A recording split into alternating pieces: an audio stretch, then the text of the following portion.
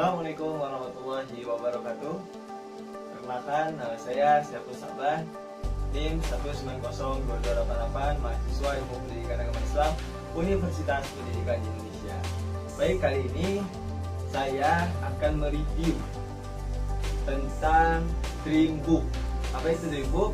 Buku impian yang sudah saya buat dalam rangka memenuhi tugas mata kuliah Basic Life Skill atau biasa kita sebut dengan BLS. Mari kita lihat sama-sama.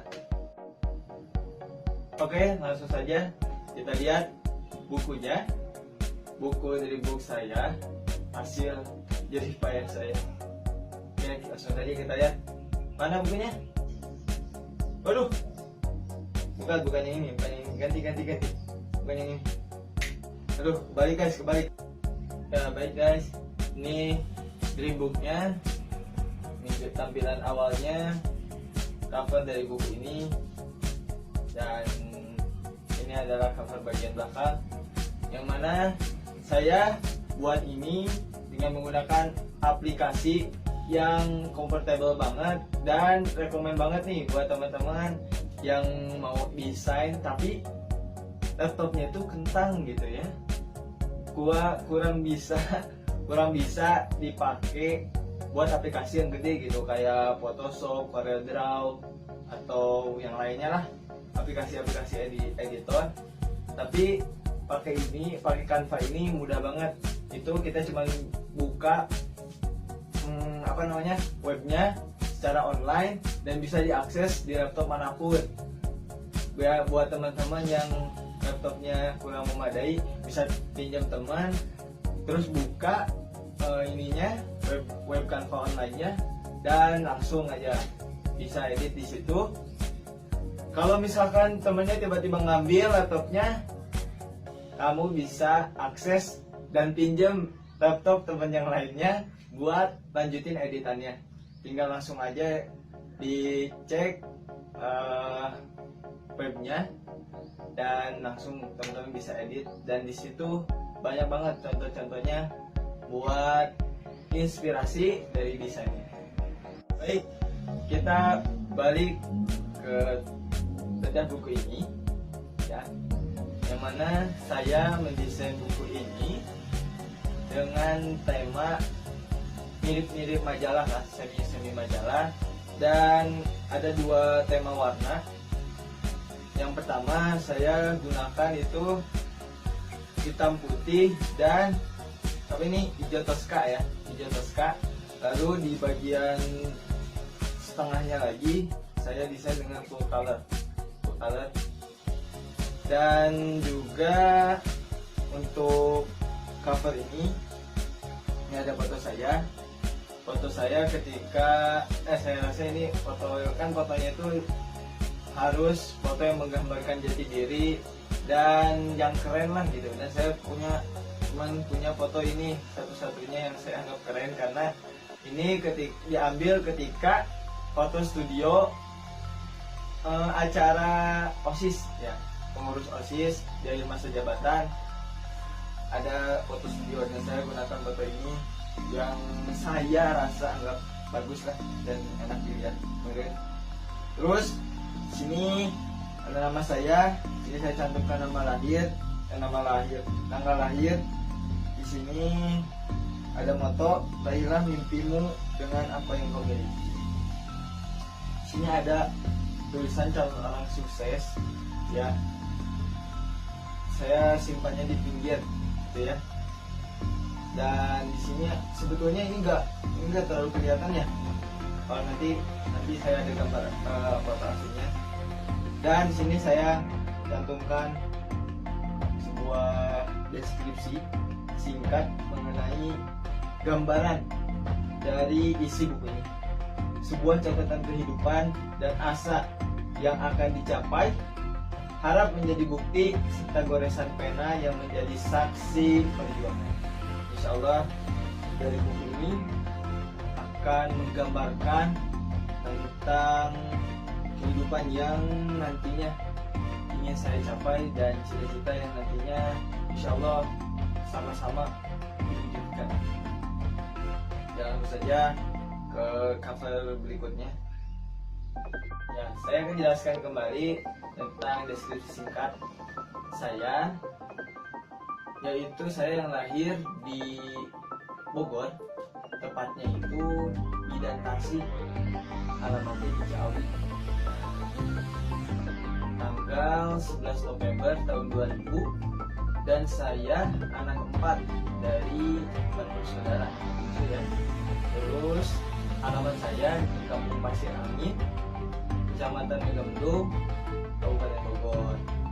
Pokoknya saya di sini lah, Pasir Angin itu daerah yang tidak jauh ke kota, tidak juga terlalu terpencil, jadi moderat lah tengah-tengah. Dan juga rumah saya itu catnya oranye, pagarnya biru. Nanti kalau yang mampir ke Pasir Angin, saya aja catnya oranye, pagarnya biru, pasti banyak. Stop. Kita lanjut ke halaman selanjutnya, halaman kedua. Ini ada tokoh yang sangat luar biasa untuk kehidupan saya. This is my hero. Beliau berdua adalah orang tua tercinta saya, ya. Abah saya namanya Abah Yayan, lahir di Bogor, sama ya, lahirnya di Bogor tahun 60. Dan ibu saya namanya Ummu Kulsum, lahir juga di Bogor sama, terus bedanya 3 tahun, jadi kelahiran tahun 63 gitu ya. Dan di sini juga selanjutnya saya saya menjelaskan tentang the story of my name.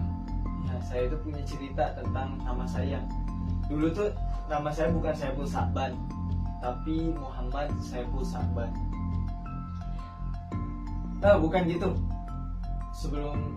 Dari penulisannya itu beda. Pertama saya itu namanya Muhammad Saiful pakai F, terus Sya'bani ada I-nya.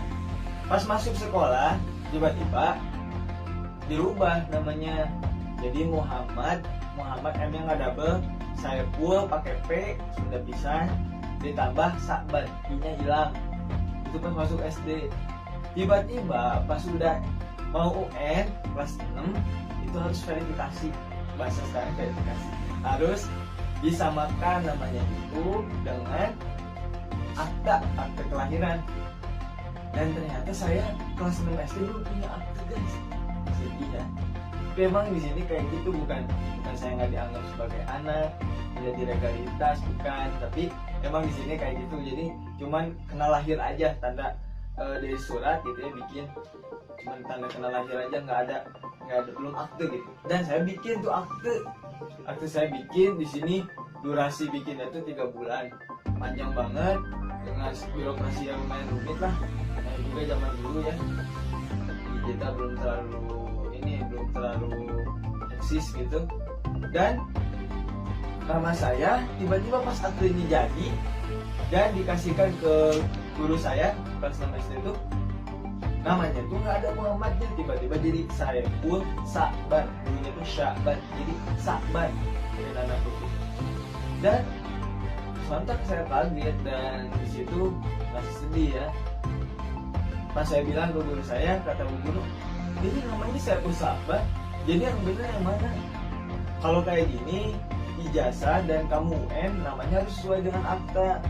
Jadi rapor kamu kelas 1 SD sampai kelas 6 namanya Muhammad Saiful Sa'ban, tapi nggak apa-apa. Jadi kamu pas UN itu namanya udah Saiful Sa'ban di ijazah dan lain sebagainya. Dari situ kaget dan saya manipulasi. Saya fotokopi ke saya, lalu saya print ke warnet tulisan Muhammad Saiful Sa'ban, saya tempel di aktenya, saya fotokopi lagi, saya kasih ke ibu. Bu, ini aktenya sudah saya rubah. Hah, kok cepet? Saya suruh, iya bu, dikasihkan ke ibu. Lalu kata ibu, Saiful, kan dulu belum ada belum ini namanya Saiful. Saiful ini kamu fotokopi? Iya bu. Nggak boleh. Ini kan negara gitu, dokumen negara, nggak boleh dirubah-rubah gini. Kalau kamu rubah ini jadi memasukkan dokumen. Sudahlah, intinya saya menerima dengan apa adanya dan sedih gitu kehilangan nama Muhammad, karena saya waktu itu tahu kalau ada yang namanya Muhammad itu nama terpuji gitu. Saya tahunya dulu tuh itu tuh sebagai bisa jadi syarat kamu bertemu dengan Rasul nanti di akhirat. Dan itu saya sedih gitu kehilangan nama Muhammad. Dan akhirnya saya UN dengan nama baru, saya Saban. Tapi ada ininya, ada beruntungnya, saya dapat mengisi nama untuk ujian nasional di kertas dulu dengan cepat. Cepet kan, cuma 2 kata doang, saya Saban. Dan masuk sekolah SMP dengan nama baru, saya Saban. Dan dari situlah panggilan saya berubah, bukan saya Epul, tapi jadi Syaban. Disitulah cerita tentang story Umane. Nah, selanjutnya kita masuk ke bagian tentang kesukaan saya waktu kecil ya, yaitu senang ngebolang waktu kecil ya. Emang saya bagian dari geng anak bolang di sini ya, di Pasir Angin, yang mana beres sekolah, pulang sekolah, ganti baju, udah ke kebon mana jalan-jalan, pokoknya adventure lah.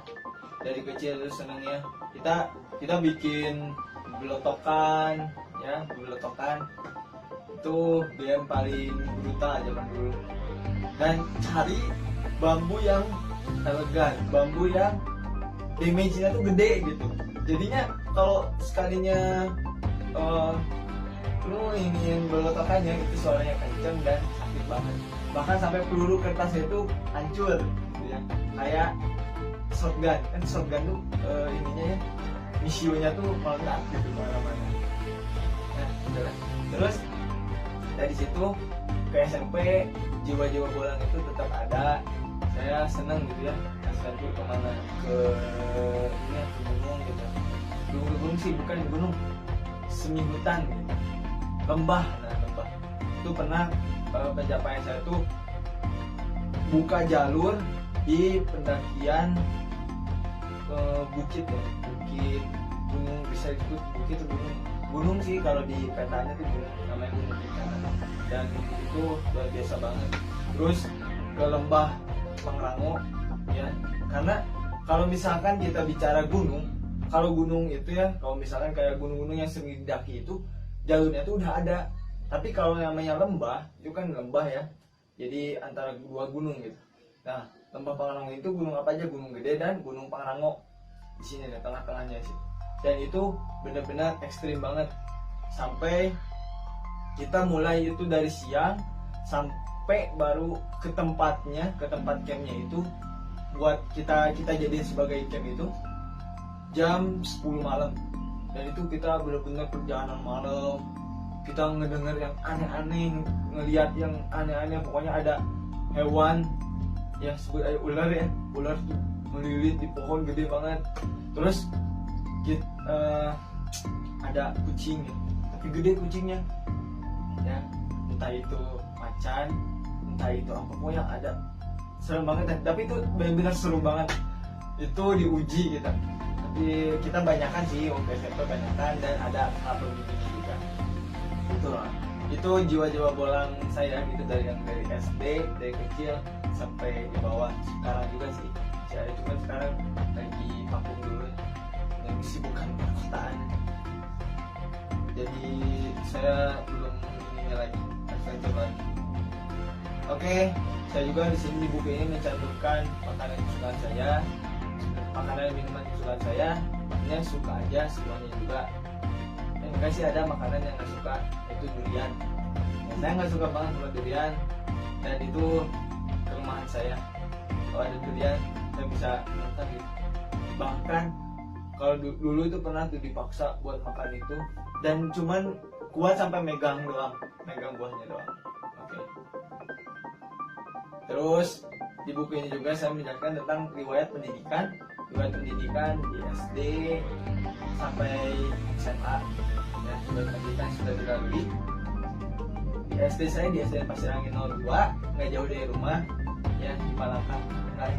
Banyak angkanya, kurang lebih 2 km lah dari sini, dari rumah saya, dan jalan kaki lah. datang di rumah. Terus di SD saya ya seneng lah di SD Besar 52 ya, lucu-lucu ya karena masih kecil. Terus teman-teman juga baik-baik ya, mungkin SD juga.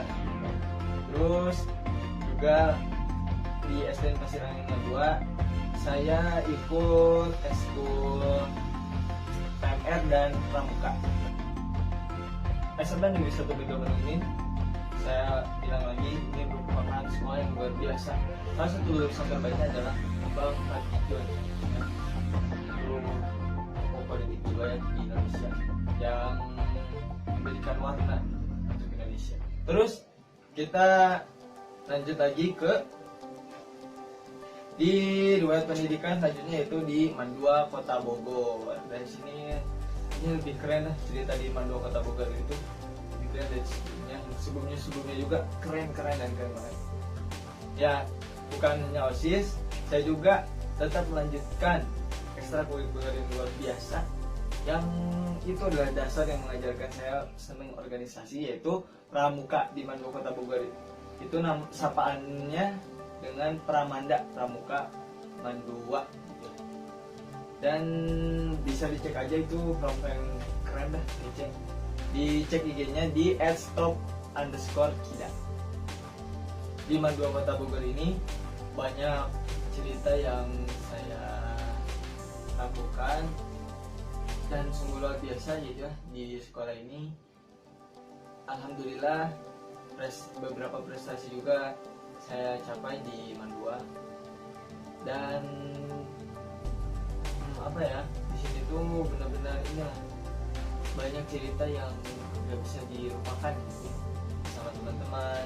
Dan juga karena SMA ini tuh terakhir gitu ya, terakhir dalam jenjang pendidikan sekolah, karena untuk lanjut ke perguruan tinggi kesannya benar-benar inilah yang apa ya, sebagai penentu. Kan ada yang lanjut perguruan tinggi, ada yang kerja, atau bahkan nikah gitu ya, setelah lulus SMA. Di buku ini juga ada tentang prestasi ya, catatan prestasi dari SD sampai sekarang ini. Dan alhamdulillah yang paling terkesannya itu di SD tadi, selain lomba pupu, saya juga sebagai ini ya, meraih UN ketiga sekolah. Dan lanjut ke SMP-nya itu pas daftar, ternyata dari pendaftar itu juga sama ketiga urutannya, dari terbesar juga alhamdulillah. Terus di SMP capaian terbesarnya itu apa ya di sini? Oh ini nih paling mantep tuh, pertama ya saya aktif di OSIS di SMP, terus Pramuka juga. Ini alhamdulillah gitu, dari Pramuka itu setelah kita menjabat beberapa periode ya, alhamdulillah itu merupakan pencapaian yang meningkat gitu untuk Pramuka SMP Negeri 1 Mega Bandung ini. Dan saya itu ikut namanya Green Generation. Green Generationnya apa? Tim, bisa disebut juga ekstrakurikuler, tapi lebih ke tim yang mana untuk mewujudkan sekolah adiwiyata ya, sekolah yang berbudaya dan membiasakan kebersihan gitu ya untuk sekolah SMP Mega Bandung ini.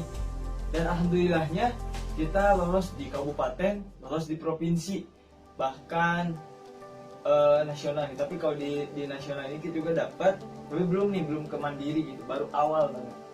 Dan itu merupakan apa, kisahnya tuh benar-benar perjalanan panjang gitu untuk mewujudkan adiwiyata.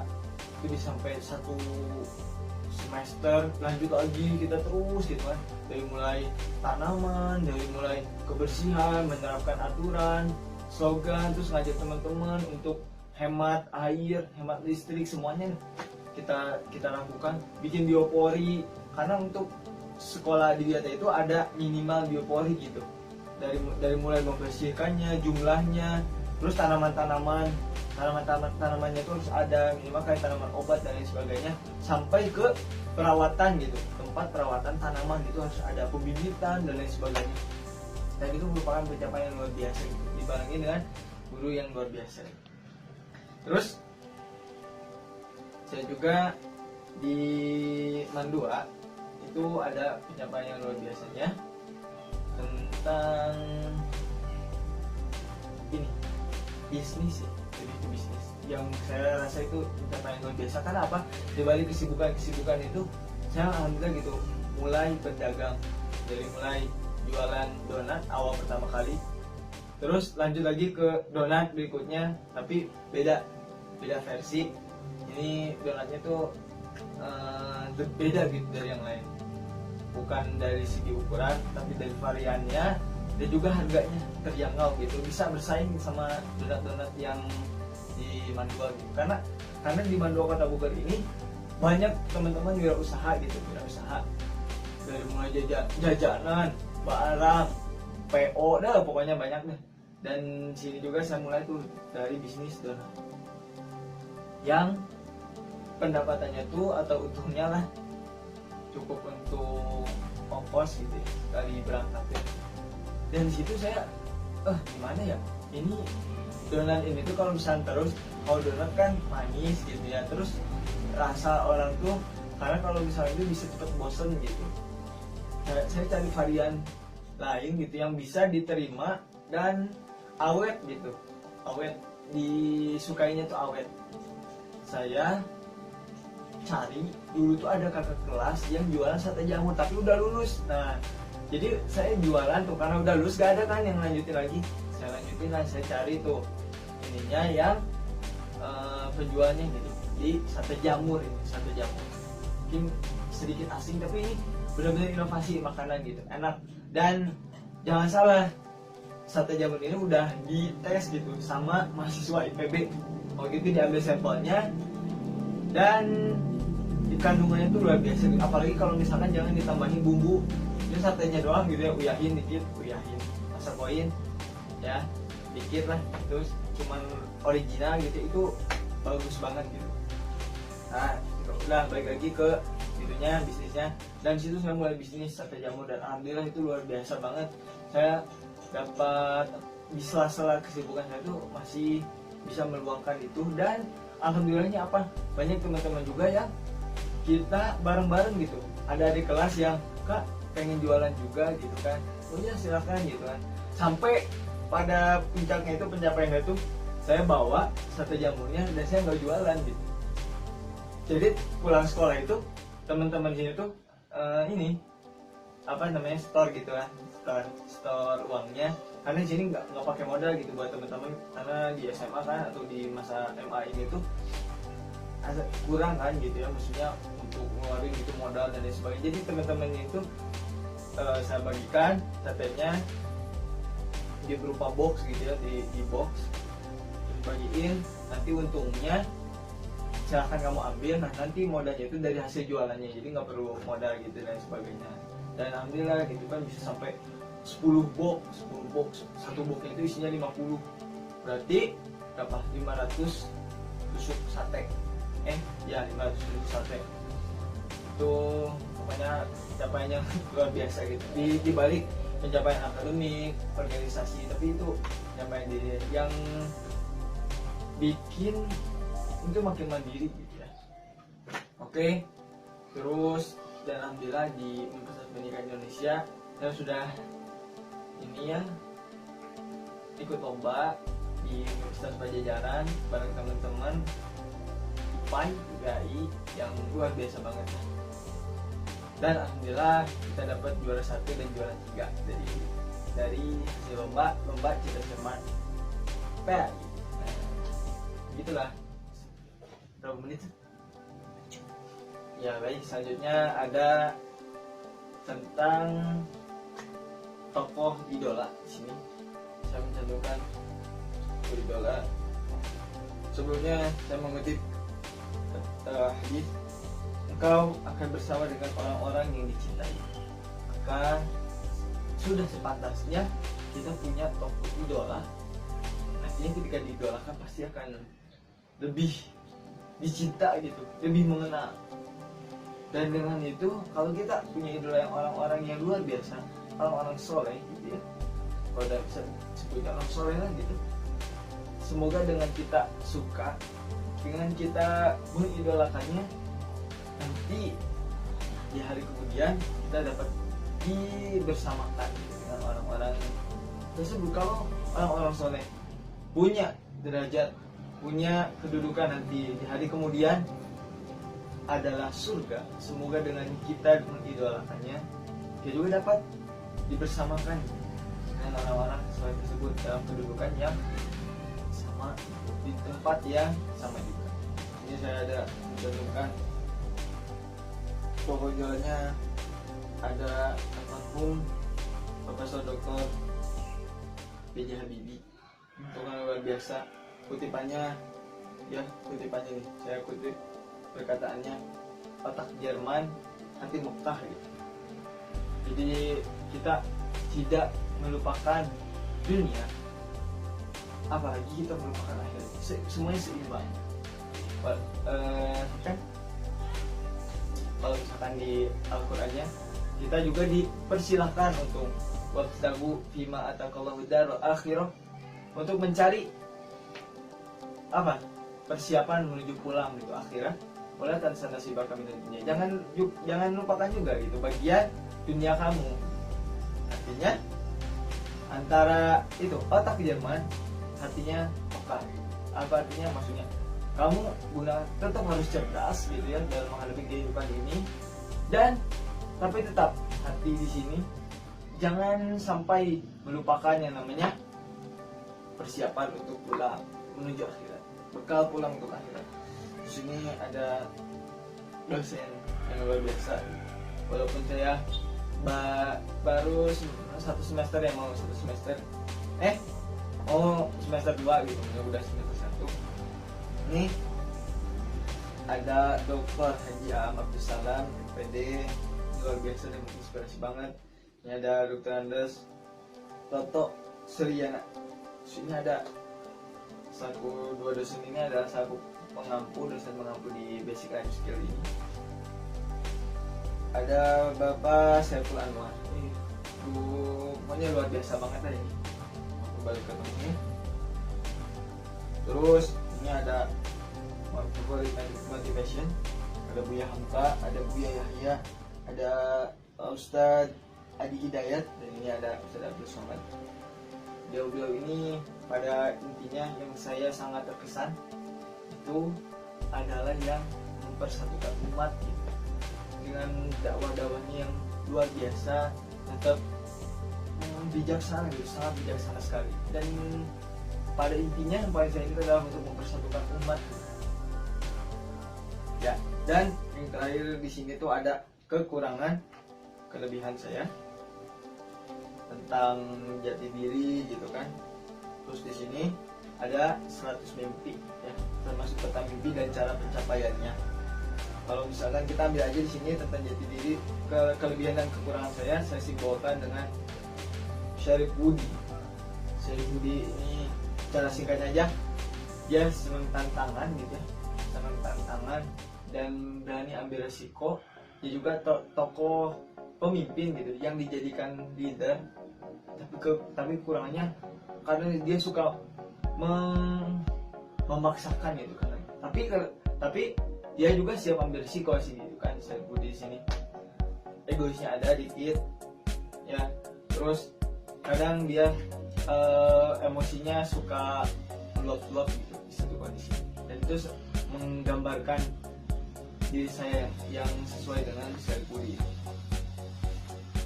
Kita ke bagian akhir aja, bagaimana saya how to achieve dreams. Nah, gimana cara menggapai cita-cita saya gitu. How to achieve, ya begitulah. Bagaimana kumaha anjeun ngacapai mimpi gitu nya. Mimpi anjeun. Saya ringkas saja dengan duit, doa, usaha, ikhtiar, tawakal. Ini komplit banget ini ya. Dan ini tips yang fenomenal, tips yang inilah yang enggak asing lagi di tengah kita ya. Dan sini ada filosofi. Ini kan kurang kelihatannya gambarnya.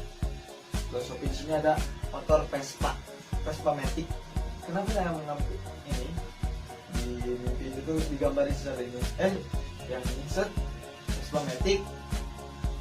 Pertama, ini motornya antik gitu ya.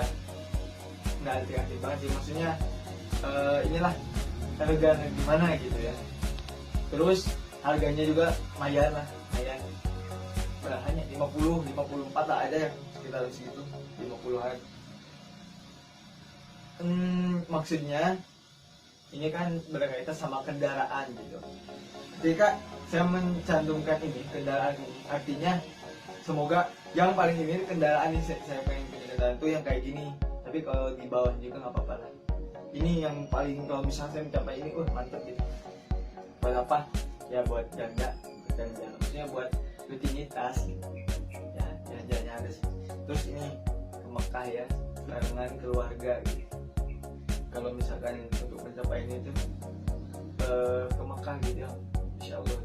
Dan ini tengah-tengahnya ada logo UPI, yang semoga yang ini tengah-tengah ini tuh sebagai center gitu, yang pastinya harus disiapkan tuh dari sekarang di Universitas Pendidikan Indonesia. Dan semoga gitu mimpi-mimpi saya yang berkaitan sama UPI ini tuh bisa tercapai. Dan paling intinya adalah bermanfaat nantinya, sehingga dapat membanggakan keluarga dan orang-orang di sekitar kita. Ini ada, ini sebenarnya kopi ya, kedai kopi. Saya pengen gitu punya restoran, jadi ada restoran untuk makanannya dan pastinya kedai kopi lah. Buat nemenin gitu. Filosofinya apa ya? Tugas itu ditemani sama kopi gitu kan. Nanti kalau misalkan ada punya kedai kopi dan restoran, bisa dipakai buat teman-teman yang tugas. Enggak sih, maksudnya buat kumpul-kumpul gitu lah. Dan restoran kan kalau misalkan kita lihat dari peluang kalau misalkan orang butuh barang itu ada waktunya ya, waktu yang maksudnya rentang waktunya tuh jauh gitu. Kalau misalkan kendaraan, order dari kendaraan kan hanya 1 bulan, 3 bulan, atau misalkan bahkan setahun atau beberapa tahun gitu. Terus pakaian, misalkan pakaian model gitu kan, kalau misalkan kita ambil secara umumnya lebaran aja, orang lebaran berarti 1 tahun sekali gitu. Tapi kalau misalkan kita peluang makanan, itu kan kita dalam sehari itu yang paling banyak paling standar gitu, misalkan 1-2 kali gitu, itu butuh makan gitu. Di sini peluangnya sangat besar gitu kalau misalnya kita punya restoran. Dan semoga insya Allah gitu. Di sini ada gedung Kementerian Pendidikan Kementerian Pendidikan dan Kebudayaan RI. Dan semoga saya bisa jadi bagian ini, dan bahkan saya bisa jadi Menteri Pendidikan Indonesia, insya Allah. Semoga nantinya gitu ya. Dan dari center ini, Universitas Pendidikan Indonesia, kita mampu, dan insya Allah saya mampu, saya mencoba untuk berkontribusi terhadap pendidikan Republik Indonesia ya. Dan juga golongan darah saya itu adalah golongan darah B. Ini sebutin ya, golongan B itu kepribadiannya, B itu individualis sebenarnya, suka terang-terangan dan melakukan segala sesuatu dengan cara sendiri, nyantai, easygoing. Nah, sedikit gambarannya. Dan menurut uji kepribadian, dari yang 4 kepribadian itu ada sanguinis, koleris, pragmatis, melankolis. Saya termasuk yang koleris, kepribadian koleris. Gambaran utamanya adalah extrovert dan optimis. Begitulah tentang gambaran dari isi buku ini, yang semoga nantinya apa yang saya cita-citakan, apa yang saya tulis dan dimimpikan di buku ini, insya Allah terwujud atau digantikan dengan yang lebih baik lagi. Cukup sekian penjelasan dari buku ini. Mohon maaf apabila ada kesalahan. Wabillahi taufiq wal hidayah. Wassalamualaikum warahmatullahi wabarakatuh.